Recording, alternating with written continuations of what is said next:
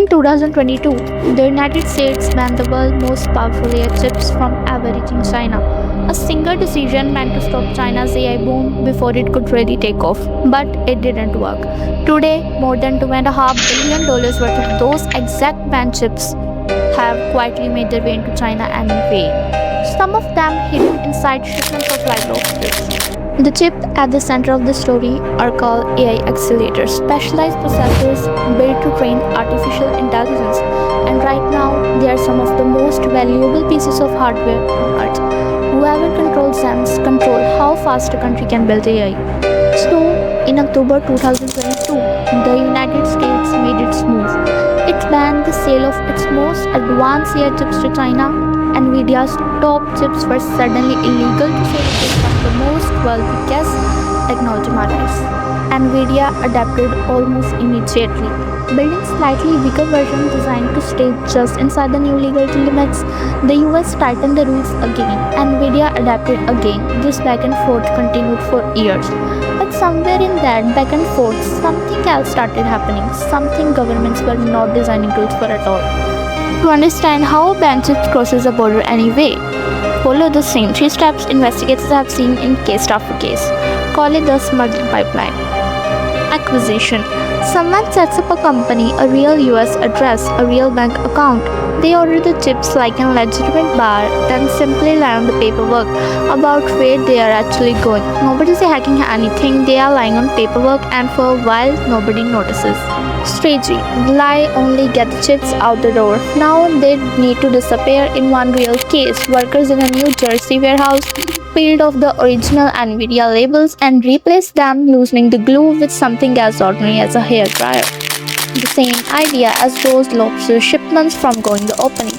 Make the shipment look ordinary enough that a customer officers glance and moves on. Destination. From there, the chips travel to Singapore, Malaysia, sometimes Japan, before finally reaching China. Every stop makes the trail a little harder to follow. Prosecutors say one California company, ALX Solutions, allegedly used almost this exact route for years. Investigators uncovered a single invoice worth $28 million.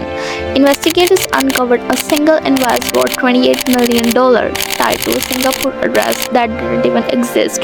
The customer was fictional, the chips were not. A fake buyer, a relabeled box, a fictional address, that's all it takes to move the chips worth millions past the very ban designed to stop them. So, if it's really this simple, why has not anyone stopped it? The parts that explain why this keep happening. Setting up a shell company takes a few hours online and a few $1,000s. Investigators one can take years. Right now, the US has just 11 export control officers covering the entire world, tasked with checking whether shipments like these actually end up where the paperwork says they will. It's not that nobody's trying, it's that investment moves much slower than a global trade. It's not a closed case, it's still happening. Earlier this year, the United States closed one of the most loopholes these chips were slipping through. But almost immediately, a bigger question emerged, one that still doesn't have a clear answer. Some reports claim the world's most advanced chips making machine has already reached China through similar routing networks. The company that makes it say that's not true. 2 sides, same question, no clear answer. And until someone proves it either way, the chips and the machine that makes them will continue moving through the shadows. Back in 2022, the plan was simple: ban the chips, slow the race. But you can ban an object, you can't ban a market. As long as someone wants to buy and someone else is willing to sell, that ban doesn't stop the chips. It simply raises the price and pushes the entire trade underground, where it's harder to see and even harder to stop. $2.5 billion and counting. A hairdryer, a fake label, a fictional address. Sometimes that's all it takes to bypass one of the most important technology bans in modern history. This is not the end of that story, it's just beginning.